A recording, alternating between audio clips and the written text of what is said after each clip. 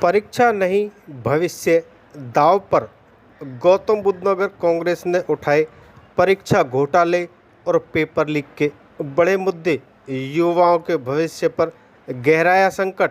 देश भर में प्रतियोगी परीक्षाओं को लेकर बढ़ते विवादों के बीच गौतम बुद्ध नगर कांग्रेस की इस प्रेस वार्ता ने कई अहम सवाल खड़े कर दिए हैं। क्या छात्रों को मिलेगा न्याय? क्या परीक्षा प्रणाली होगी पारदर्शी? देखिए यह खास रिपोर्ट। ऐसे नाकाबिल लोगों को बर्दाश्त करने के लिए अब तैयार नहीं है, किसी भी हालत में तैयार नहीं है। और ये प्रत्यक्ष को प्रमाण की आवश्यकता नहीं है, ये प्रत्यक्ष है। और भारत सरकार के जो विश्वस्त स्रोत हैं उनसे इन आंकड़ों को हमने लिया। नेक्स्ट, ये वसूली तंत्र दिखा दिया है कि जो एनटीए है, जो परीक्षा जिसमें बड़ी परीक्षाओं को कराने की, चाहे यूजीसी नेट हो, चाहे हमारी सीयूईटी की जो परीक्षा है उसकी बात हो, चाहे नीट की बात हो, चाहे और महत्वपूर्ण परीक्षा की बात हो, तो वो ये कराती है। उसके अलावा कोचिंग सेंटर है, उसके अलावा सीबीएसई के स्कूल हैं, उसके अलावा हॉस्टल्स हैं, उसके अलावा तमाम दुनिया भर के कैंपस हैं। ये व्यवस्था गोल गोल घुमा रही है इस देश के लोगों को और गड्ढे में डाल रही है, आत्महत्या करने को मजबूर कर दे रही है। और इस पर नीचे देख लोगे 18% टीएसपी की मेरे दो बच्चों ने, बेटियों ने नीट की तैयारी करी आकाश इंस्टीट्यूट से, मेरी खुद की बेटियों ने। तो जो फीस हमने दी 4.5 लाख रुपया नागर जी, तो मतलब खुला खेल मुरादाबादी चल रहा है, कोई कहने सुनने वाला है नहीं। और राजनाथ सिंह ने कह दिया था 2 साल पहले कि हमारी सरकार में इस्तीफे नहीं होते हैं। शर्म आनी चाहिए इस सरकार को, शर्म आनी चाहिए ऐसे मंत्रियों को जो खुला इस देश के नौनिहालों को, इस देश के भविष्य के कर्णधारों को मौत के मुंह में धकेलने के लिए तैयार बैठे हैं। और कल लखनऊ की घटना किसी से छुपी नहीं है। इस तरीके से कोचिंग सेंटर ने 15 बच्चों की जिंदगी ली और जवाबदेही किसी की नहीं है, जवाबदेही किसी की नहीं। यहाँ रेल पलट जाओ, यहाँ नीट का प्रचार हो जाओ, किसी कोचिंग सेंटर में आग लग जाओ, अहमदाबाद में जहाज गिर जाओ, यहाँ किसी की कोई जिम्मेदारी नहीं है। सिर्फ क्या करना है, सांसद कर देना, मिट्टी में मिला देना। बनी बनाई सरकारों को, जिनको जनता ने वोट दे करके जिताया है, सरकार में बैठाया है, उनको रातों रात खरीद फरोख्त करके, डरा धमका के, सीबीआई लगा के उनको पदस्थ कर देना है, उनको बर्बाद कर देना है। आज की हमारी पत्रकार वार्ता जिला कांग्रेस कमेटी गौतम बुद्ध नगर कार्यालय में जो आयोजित हुई है, इस पत्रकार वार्ता का नाम है छात्रों की गूंज। जिस तरीके से नीट का पर्चा लीक हुआ है, जिस तरीके से बाहरी दबाव में सरकार को नीट की परीक्षा दोबारा करानी पड़ी है, जिस तरीके से नीट की परीक्षा रद्द होने के कारण बहुत सारे छात्र छात्राओं ने आत्महत्या करने जैसा कदम उठाया है, उनको मजबूर होना पड़ा है, तो उस सब के खिलाफ नेता प्रतिपक्ष राहुल गांधी जी ने कोटा से एक मुहिम शुरू की है। और उस मुहिम के अंतर्गत उन्होंने एक प्रेजेंटेशन के माध्यम से वहाँ उपस्थित हजारों छात्रों को ये बताने का प्रयास किया कि किस तरीके से इस देश के अंदर, चाहे शिक्षण संस्थान हो, चाहे देश की शिक्षा व्यवस्था हो, चाहे सरकार के शिक्षा मंत्री हो, भारत सरकार के प्रधानमंत्री हो, चाहे एनटीए जैसी एजेंसी हो जिसकी जिम्मे इस तरह की परीक्षाएं कराने की जिम्मेदारी है, किस तरीके से भ्रष्ट व्यवस्था है, किस तरीके से भावना शून्य व्यवस्था है, किस तरीके से उनको इस बात से कोई फर्क नहीं पड़ता कि लाखों करोड़ रुपए खर्च करके इस देश के छात्र, इस देश के छात्रों के घर वाले, परिवार वाले लोन लेकर के, कर्जा लेकर के अपने बच्चों को इन परीक्षाओं की तैयारी करवाते हैं। और बाद में उनके हिस्से आता है पेपर लीक, उनके हिस्से आती है आत्महत्या, उनके हिस्से आती है मायूसी और नाकामी, जो कि वास्तव में इस देश के छात्रों के और उनके परिजनों की नाकामी नहीं है, वो नाकामी है इस देश की सरकार की, इस देश की भ्रष्ट रूढ़िवादी शिक्षा व्यवस्था की। तो हमारा आगे का कदम यही है कि राहुल गांधी जी ने स्पष्ट कह दिया है कि छात्रों की गूंज है। इस देश के अंदर कश्मीर से लेकर कन्याकुमारी तक छात्रों की गूंज गूंजेगी। कोटा से उसकी शुरुआत हो गई है।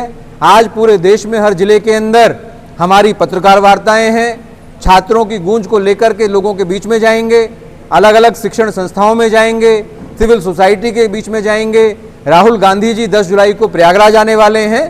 तो हमारा नीति, हमारी नीयत, हमारा इरादा स्पष्ट है कि इस देश के भविष्य से, इस देश के छात्रों से और इस देश के जो छात्रों के परिजन हैं, इस देश की आम जो आवाज़ है, आम आवाम है, उनका जो खून पसीने का पैसा है, उनके जो कर्ज लिया हुआ पैसा है, उसको हम भ्रष्टाचार की भेंट नहीं चढ़ने देंगे। उसके खिलाफ लामबंद होकर के हम लोग तैयार बैठे हैं और नेता प्रतिपक्ष इस मुहिम का नेतृत्व कर रहे हैं।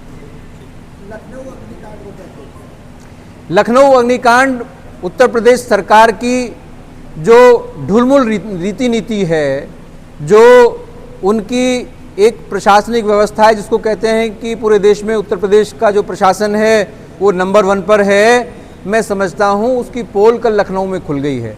इस पर कोई राजनीतिक वक्तव्य हम देना नहीं चाहते हैं, लेकिन सोचना पड़ेगा इस देश के लोगों को, इस देश की सरकारों को, इस देश के मुख्यमंत्रियों को, इस देश के प्रधानमंत्री को और इस देश की प्रशासनिक व्यवस्था को। वो उसमें कल आपके भी बच्चे हो सकते हैं, आपके भाई भतीजे हो सकते हैं, आपके रिश्तेदार हो सकते हैं।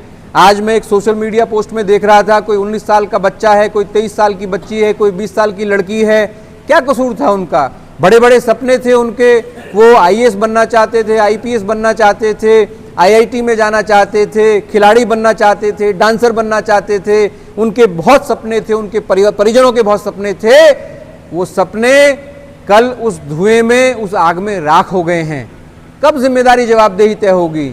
जो 200 से ज़्यादा यात्री हवाई जहाज अहमदाबाद हादसे में एयर इंडिया का जो प्लेन क्रैश हुआ था, वो जवाब मांग रहे हैं।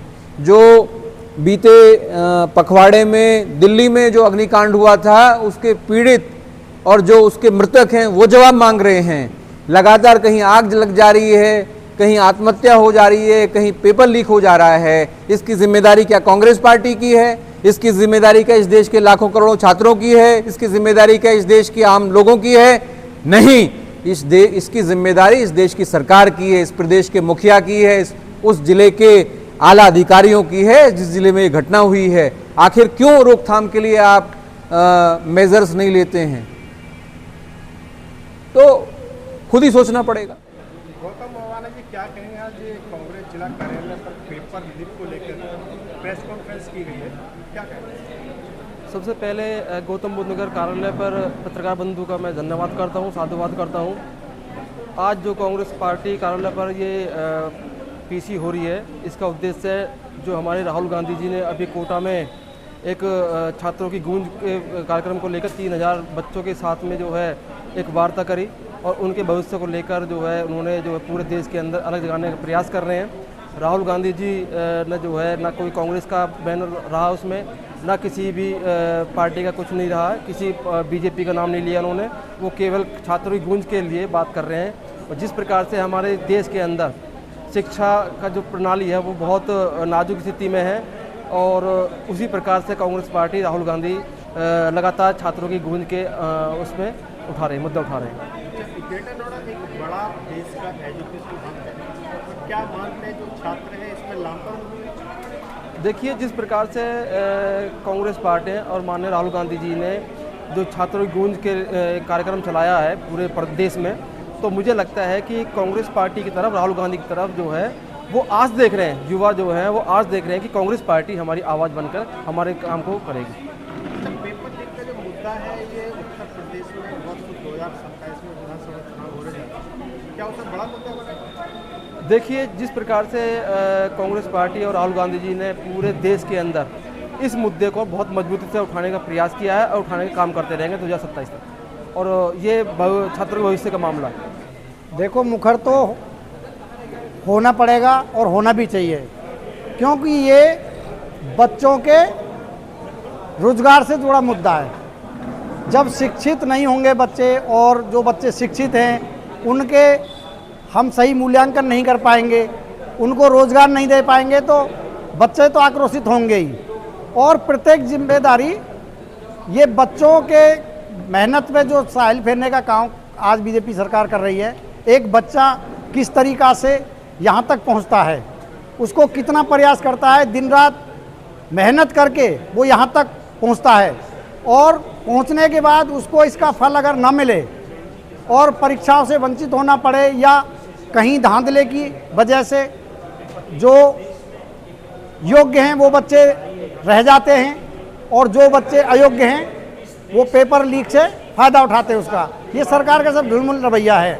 तो मैं चाहूँगा कि सरकार को चाहिए, और नहीं अगर कर पा रही है सरकार व्यवस्था बच्चों के लिए रोज़गार की, तो इस्तीफा दे देना चाहिए मोदी जी को। और एक रोज़गार की बात और नौजवान की बात, इसकी पेपर लीक की नहीं, बेरोज़गार नहीं, मज़दूरों के लिए मजदूरी नहीं, शिक्षा नहीं, अब ये सारी चीज़ जब नहीं होंगी तो देश का विकास कैसे संभव है। एक तरफ कहते हैं मोदी जी कि भारत ग्रोथ देखिए क्या लेवल पे जा रहा है, और हमारा तो ये मानना है कोई विकास कार्य नहीं हो रहा है, अंधेर की तरफ भारत जा रहे को है, कोई विकास कार्य नाम को नहीं है। और इस गूंगी बहरी सरकार को अगर नहीं समझ में आता है तो इस्तीफा दे देना चाहिए, आगे कोई और देखेगा। लगे हुए हैं, और जनता भी, अब तो जब राहुल जी जनता के बीच है तो जनता भी राहुल जी का साथ देना चाहिए जनता को भी। और अगली बार मुझे तो पूर्ण विश्वास है कि 27 में हम उत्तर प्रदेश में कामयाब होंगे। सर जी, पेपर लीक के मुद्दे पर क्या कहेंगे? आज गौतम बुद्ध नगर में बिल्कुल ठोक दिया है कांग्रेस। मैं पेपर लीक के मुद्दे पर जो कहना चाहती हूँ वो सभी को जग जाहिर है। मैं कुछ नया क्या कहकर करूँगी, क्योंकि जो आज हो रहा है और देश के युवा हमारे जो जान से जा रहे हैं, आजीवन वो लोग अपनी मेहनत और पढ़ाई लिखाई करके मेहनत करके अपने माता पिता के सपनों को साकार करने के लिए आगे बढ़ना चाहते हैं, और साथ ही साथ वो देश का विकास करना चाहते हैं। ये बच्चे जो आज जान गंवा रहे हैं, ये बच्चे हमारे देश का भविष्य है, और हमारे देश का भविष्य इस तरह से बर्बाद नहीं किया जा सकता है। ये अधिकार हम किसी को नहीं देते हैं, क्योंकि ये सरकार जो सत्ता में बैठी है ये शिक्षा का मोल नहीं जानते। अगर शिक्षा का मोल जानते और देश के विकास को विकास समझते तो आज ये इस तरीके के पदों पर जिस तरह से अड़ के बैठ गए हैं, ना सही को सही और गलत को गलत नहीं कह पा रहे हैं, इसका विरोध हम करते हैं। और जिन बच्चों ने अपनी जानें गंवाई हैं उनके प्रति हमारी संवेदना है, और बस इतना ही कहना है कि जितना हो रहा है इसको बदलने के लिए हमें आगे आना होगा, हमें जागरूक होना होगा। जितने लोग हमारे देश में हमारे बच्चों के भविष्य के साथ खिलवाड़, कोई भी तबका उठाकर देखें, चाहे हमारे बच्चे हैं, चाहे किसान हैं, चाहे सैनिक है, या कोई भी महिलाएं हैं, बच्चे हैं, हर तरीके की चीज़ों के साथ सब जगह अन्याय हो रहा है। और इस अन्याय को रोकने के लिए बस इतना ही है कि बच्चों ने आज अपनी जानें गंवाई हैं, अपना बलिदान दिया, इनका बलिदान व्यर्थ नहीं जाना चाहिए। जो बच्चे आज इस दुनिया से चले गए, सपने अपने साथ ले गए, वो सपने अगर आज कल को बड़े हो जाते और उनको साकार कर लिया जाता तो वो हमारे देश के काम आते। आज हमारे देश का भविष्य आगे बढ़ने की बजाय पीछे होता चला जा रहा है। इसका विरोध हम सभी को मिलकर करना होगा, क्योंकि आज इतने बच्चे हुए हैं, पहले भी ऐसी घटनाएं बहुत सारी हुई हैं। इन सब के लिए मेरा सिर्फ इतना कहना है कि इसको चीज़ों को बचाएं, और इन चीज़ों से अपने बच्चों को हम बचाएं, उन्हें आगे बढ़ाएं, और अपने देश के लिए इस चीज़ के लिए हम बोलें। जो इस्तीफ़ा नहीं दे रहे हैं, जो लोग अपने पदों पर अड़े बैठे हैं, उनके लिए बस इतना ही कहना है, आप देश की जो जनता है वो ये जानती है आज नहीं जागेगी, थोड़ा देर लगती है लेकिन जागेंगे। लेकिन जब जागेंगे तो आज से इस्तीफ़ा आप नहीं देंगे तो कल जनता उखाड़ के फेंक देगी। सर राहुल गांधी ने कोटा से बड़ी आंदोलन की शुरुआत की है। सर सही मायने में देखा जाए तो ये देश के नौनिहालों के भविष्य के साथ एक खुला खिलवाड़ है।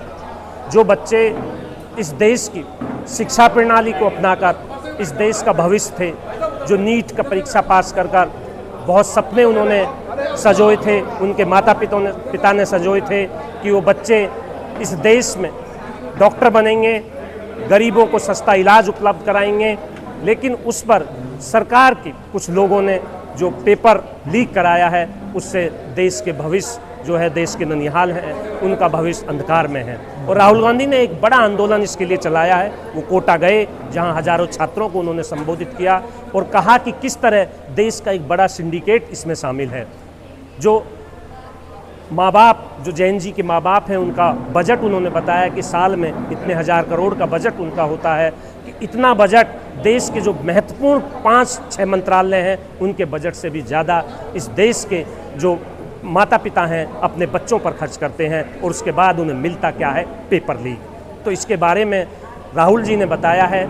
इस प्रेस कॉन्फ्रेंस का भी आप उद्देश्य ये है कि सरकार की जवाबदेही तय हो, देश के शिक्षा मंत्री का इस्तीफा हो और आगे से इस तरह की कोई घटना ना हो, इसकी एक बहुत ही उच्च स्तरीय जांच हो। अच्छा, जिस तरह से पेपर लीक की खबरें आती रहती है लगातार, कभी कोई पेपर लीक होता, कभी कोई पेपर लीक होता, क्या लगता है इसमें जो शिक्षा माफिया है वो लगातार सक्रिय है? बिल्कुल बिल्कुल, शिक्षा माफियाओं का इसमें बहुत बड़ा रोल है और विशेषकर इस तरह के कोचिंग संस्थान जिनको सरकारी सह है, जो बीजेपी और आरएसएस के लोग जिन शिक्षण संस्थानों को चला रहे हैं उन लोगों की सह है। और सबसे बड़ी बात यह है, सरकार की जो नीयत है वो इससे साफ दिखाई देती है कि पीछे जो 2024 में जब नीट का पेपर लीक हुआ था, जो एनटीए का जो चेयरमैन था उसको आज उड़ीसा में मुख्य सचिव का पद उन्होंने दिया है।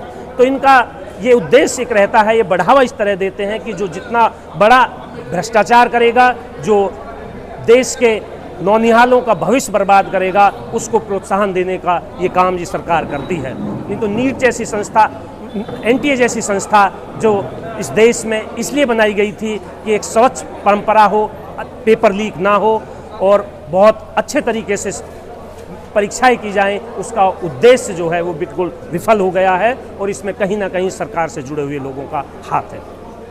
महासचिव हूँ और नोएडा मेरा रेजिडेंस, तो यहाँ कांग्रेस पार्टी में प्रभाव के लिए यहाँ लगे हुए हैं। क्या कहना चाहेंगे?